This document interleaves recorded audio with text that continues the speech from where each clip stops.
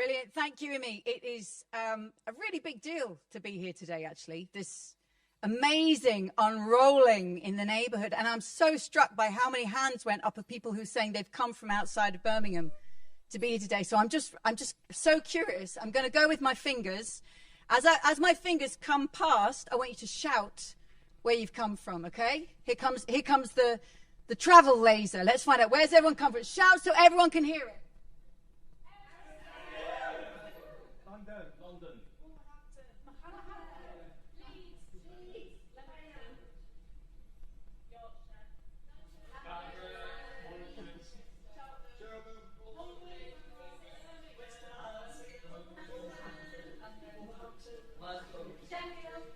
Bristol. Wow, amazing. So welcome to everyone from everywhere. And I have to say, I'm thrilled our friends from Amsterdam are here. We were with them, Rob and I were with them in Amsterdam just last week, and we said, there's this amazing thing happening in Birmingham, and here they are. So fantastic. So for me, being here means a lot, because this is one of the places that has done the most imagination and sweat and hard work, because we all know it takes a lot of grit and determination to make things happen, to take ideas off the page and then to show what it looks like in practice, right? To rehearse the futures that all of us know we need to transform into, to make it visible now. So Rob and I today from Doughnut Economics Action Lab, our job, Rob, do you want to join me up here? Rob Shorter, we're going to, hand for Rob Shorter. We are going to introduce the ideas on the page, and invite you to play with them, feel them. Because then, for the rest of the day, it's the team from Civic Square and the neighborhood in Ladywood showing us what it looks like here in the neighborhood to take these ideas off the page. And we have our amazing assistants. Anna and Jeevan, around for them. Okay, so we're going to start with the donut. What is this donut? Let's start where it began. Do you want to stand up and hold it up? Right. Da-da-da. Thank you. Okay. Hold it right up in the air, can you? There we go. So everyone can see it. Okay, super quick. What is the donut? It's a vision, a possible compass for humanity's future. The goal of the donut is... Jeevan, what's the goal of the donut? Do you remember? Stay out of the hole. Stay out of the hole. He's got it, right? Leave no one in the hole. Leave no one falling short on the essentials of life. Without the food, water, energy, healthcare, housing, voice, income that everyone has a claim on. Leave no one in the hole. And yet, as we use Earth's resources, as we interact with the living systems of the world, we know that we start putting pressure on the planet. So we go beyond this social foundation, but we risk hitting this ecological ceiling and putting so much pressure on our living planetary home, we start to push her out of balance. So we risk going over the limit. Don't leave anyone in the hole, but don't overshoot the limits. And just hold it way up, can you, for a moment? And we see the totally different shape than what growth tells us. This shape of progress here, I'm going to put this mic down a moment. No, I can't do that. Yes, I can, like this. The shape of progress, can everyone do this with your hands, right? It's finding balance between the inside and the outside. And as you do this so beautifully harks back to Jasmine's poem of the, let's all just do the heartbeat. We know that heartbeat of health in our own bodies, that's health that keeps us alive. It's balance. Can we take what we know from bodily health to planetary health and find balance? Feel the fear and feel the passion, the panic and the passion, as Jasmine said, between those boundaries. How are we going to get there? Okay, round of applause for Anad and Jeevan, our brilliant hosts. Thank you, guys. Because the challenge is this. If that's the vision of where we want to be, right now, we are so far from that. We are way out of balance. All the red in this picture shows us. We know that billions of people worldwide are falling short on the essentials of life. In every neighborhood, even in the world's richest countries like ours. And we know we're massively overshooting our pressure on the planet, on ecological breakdown, climate breakdown, on the living systems on which we all depend. So we have to turn this story around. And last century's economic theories ain't going to get us there. Last century's government policies, business models, even community ways of living aren't going to get us there. We need to reinvent to turn this story around. So we believe there are two major dynamics we need to put at the heart of everything we do, from the household and neighborhood to the town, country, region, and world. The dynamics we need to transform to turn this around. The first one, we have inherited linear industrial systems. Never travel without a hosepipe, ladies and gentlemen. Linear industrial systems, right? We take Earth's materials, stuff them in the pipe of production, make them into stuff we want, use it for a while, often only once, and then we throw it away. And that's the take, make, use, lose of linear industrial production. It runs down the life support systems of our planetary home. We have to turn this story around and first recognize we need to separate Earth's materials into the ecological, the biological living things like banana skins and food waste and timber, Earth's materials that will naturally regenerate, and the technical materials like plastics, ceramics, and metals that won't regenerate. So we need to repair and refurbish and restore and reuse and retrofit and recycle so they're used again and again. So creating a circular, cyclical, regenerative economy. Now, what would it actually look like to feel that you were part of that transformation from degenerative and linear to regenerative and circular? I'm going to invite Rob to get you all involved. So what would that feel like? What we're trying to do with Donut Economics is take ideas out of the textbooks and really help people relate to those ideas. So we're going to have an experiment today. This is the first time we're doing this. We're going to form the pipe of production from 20th century industrial production. So what does that look like? And Siri is going to help. So if you take those Satsumas, right here we have. If you didn't know, this is actually a metal, and this is a ceramic, and this is synthetic. We've got chemicals in here too, and plastics, yes, all these things. So we're going to take these from Earth's materials, and we're going to hand them to the front row. The front row here represents the taking of Earth's resources. So if I can begin to hand these out, and then pass them to the person behind you. And as you pass them to the person behind you, these people are making them into really useful things. We're going to keep on taking Earth's resources, and as they go further back, people are beginning to use them, and sometimes they're using them just once. But where are they all going? Jenny, you've got a bag at the back. Where are they all going? Can we see these resources once they've gone to the end of the industrial linear system? Oh no, these ones here. These ones gonna go down the other side. That's okay. Out of sight, out of mind, right to the back. And over here, whilst we have the technical nutrients, we now have the biological nutrients. These are the satsumas of the world. So all the things that we eat, and the wood and the fibers that we use. And if you pass those, keep passing them back, feeding more and more biological nutrients into the system. How does that feel to just pass it back out of mind, out of sight?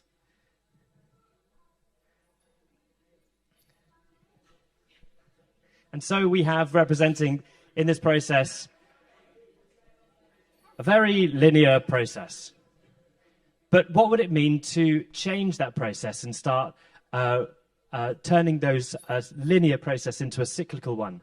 So if Jenny and Joe, who's been collecting those, could bring the materials back to the front again.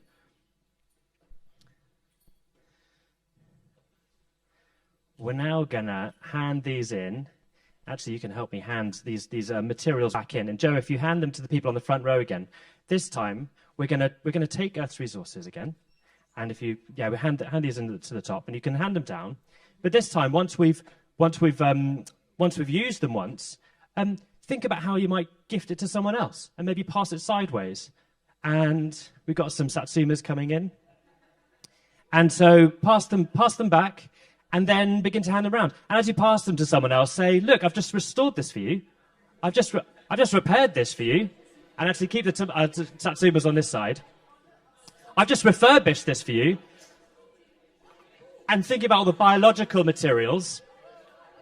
Think about as you pass the Satsuma to someone else, say, I've just restored this lovely bit of nature for you. I've just regenerated this natural system. And how much more fun this is than just throwing it all the way backwards. So how do we... And if you collected 3, you can actually begin to juggle with them.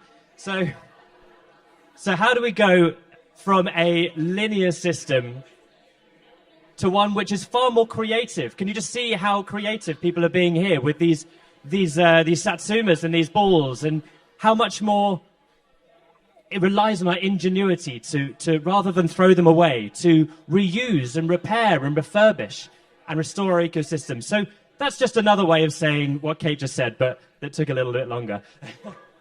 Thank you. Okay. Oh, we've got juggling going on.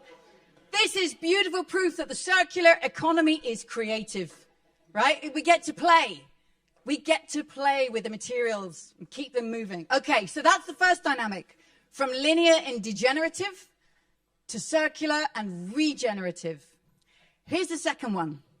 We also know that we've inherited economies that tend to be divisive by design. They tend to capture opportunity and value and wealth and power in the hands of a few. And we see and feel the rise of a 1%, sometimes locally, sometimes nationally, globally. We will never get into the donut in a world in which value and opportunity are concentrated in the hands of a few. This will leave billions of people without the resources to meet their most essential needs, while others are massively over-consuming and overshooting those planetary boundaries. It ain't going to work with massive inequality. We need to transform this divisive system into one that is far more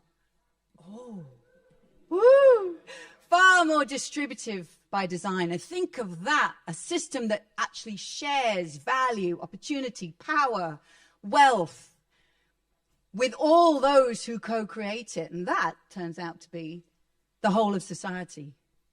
So what would it feel like to go from this system, which feels all too familiar, to something far more like that? Over to you, Rob.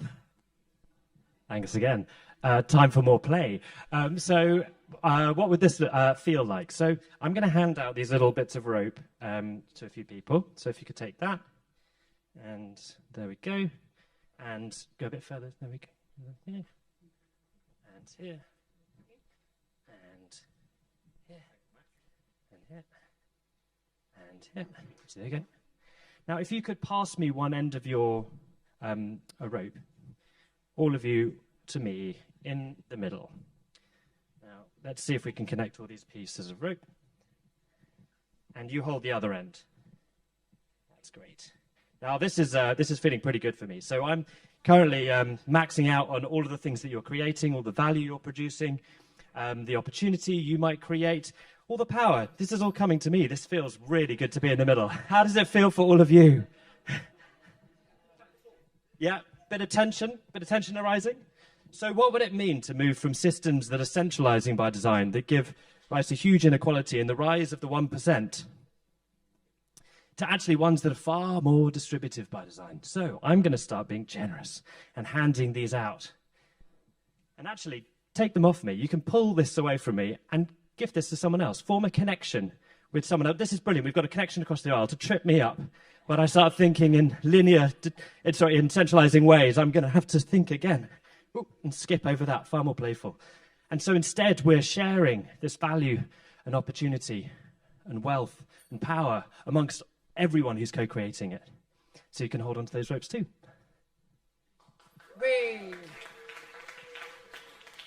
So if we want to get into the donut, if we want to turn this story around, we have to go from degenerative to regenerative. Wait, it says it here somewhere. Hang on. From divisive and degenerative by default to distributive and regenerative by design. And that is at the heart of these ideas. How do we do that? And what does it mean to try and bring that dynamic about in a neighborhood, in a place, in a community? Ever since the donut was first published 10 years ago, it's 10 years old, it's double digits now, people wanted to scale it down to a place. okay, how do we do this here? How do we take the ideas off the page and do this here?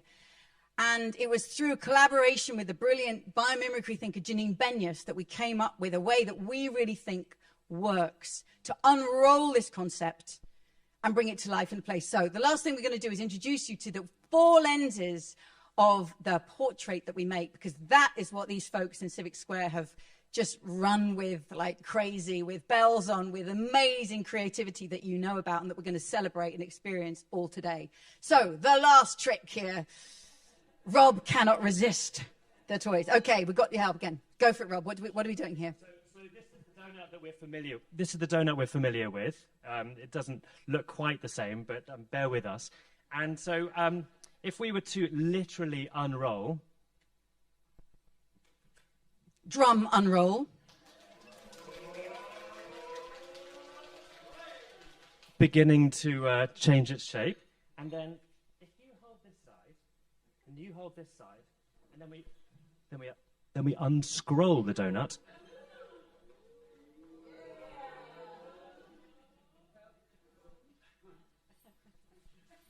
Aha! There we go. And now we look into the space of the donut.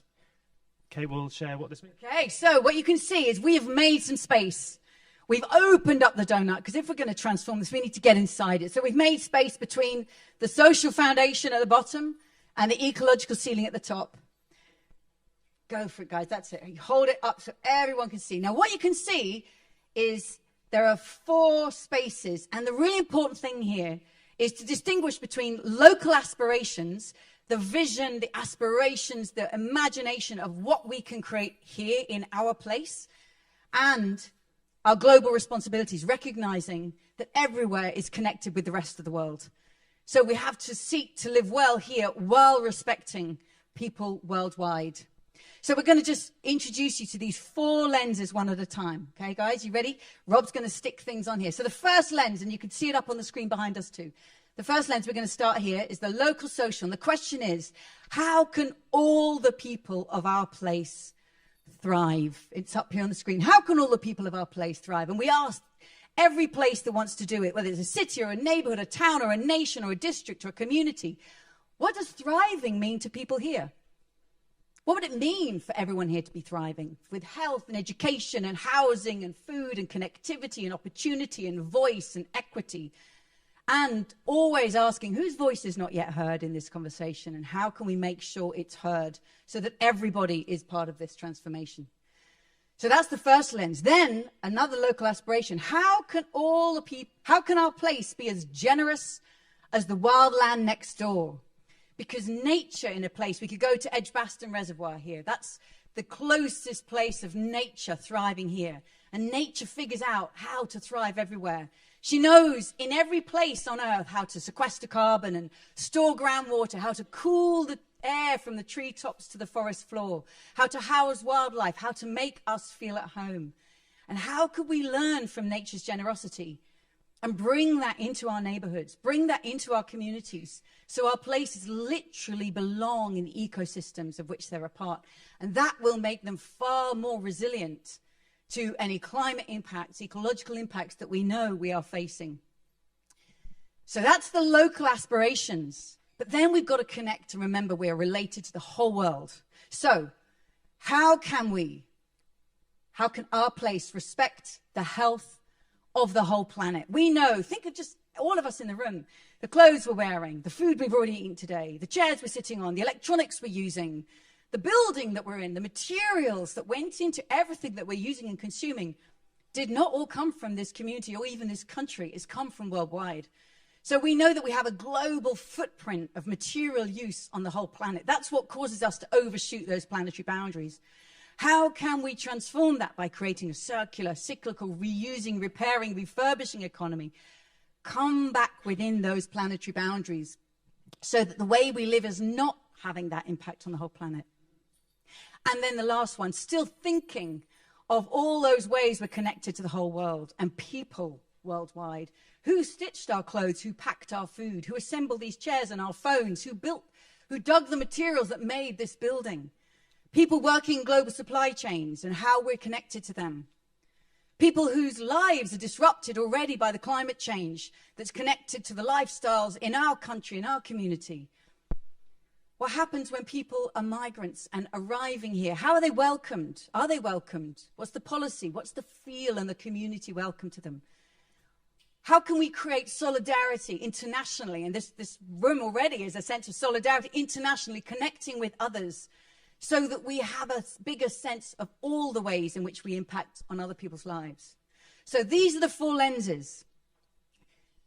How can we fulfill our local aspirations for thriving people in a thriving place, while respecting the well-being of all people and the health of the whole planet? Hold it up one last time, guys. Super. Those are the 4 lenses. And everything else that happens today is what happens when an amazing organization and community like Civic Square in Ladywood, and everyone connected to this, and all the peer-to-peer learning groups, what they do when they say, and we could do something with that. Hand over right back to them to knock our socks off. Thank you so much.